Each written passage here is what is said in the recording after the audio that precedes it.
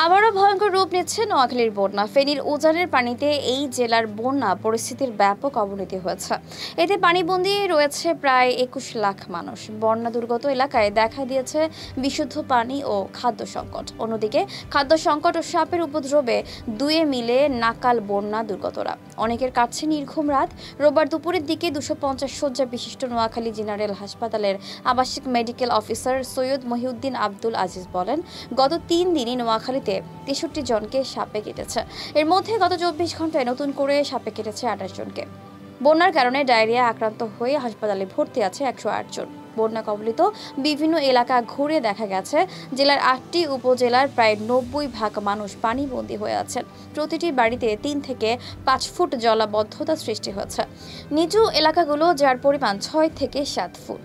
বসত ঘরে পানি প্রবেশ করায় বুধবার রাত পর্যন্ত অনেকেই খাটের উপরে অবস্থান করলেও বৃহস্পতিবার সকাল থেকে তারা নিকটস্থ আশ্রয় কেন্দ্র, প্রাথমিক, মাধ্যমিক ও উচ্চ মাধ্যমিক বিদ্যালয়গুলোতে অবস্থান নিয়েছেন।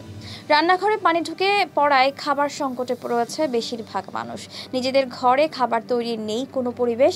জেলার প্রধান সড়ক সহ প্রায় ৮০% সড়ক কয়েক ফুট পানিতে নিমজ্জিত হয়েছে। বন্যার পানি ঢুকে পড়ায় বেশিরভাগ ব্যবসা প্রতিষ্ঠান বন্ধ রাখা হয়েছে। সড়কগুলোতে যান চলাচল অনেকটাই কম। সেনবাগ উপজেলার বাসিন্দারা জানান, ফেনীর মহুরী নদীর উজানের পানি প্রবেশ করায় জেলার সেনবাগ, বেগমগঞ্জ, সোনাইমুড়ি উপজেলার আরও নতুন নতুন এলাকা প্লাবিত হয়েছে।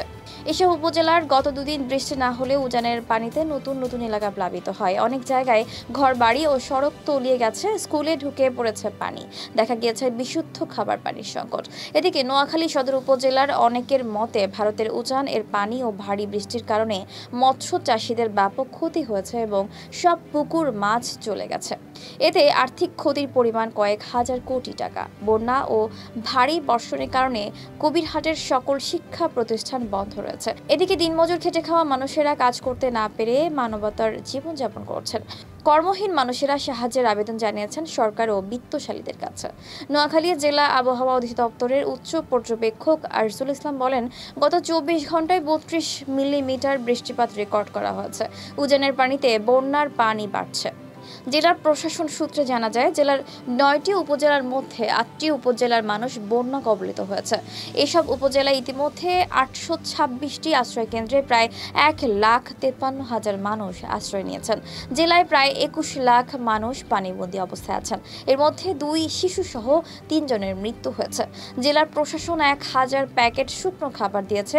উপজেলা প্রশাসনের কর্মকর্তারা মাঠ পর্যায়ে কাজ করছেন, স্বেচ্ছাসেবকরা কাজ করছেন। দর্শক, আজ এই পর্যন্তই। আবারও আসবো নতুন নতুন সব তথ্য নিয়ে। সেই পর্যন্ত সবাই ভালো থাকুন, সুস্থ থাকুন, দূরবীন নিউজের সাথেই থাকুন। ধন্যবাদ।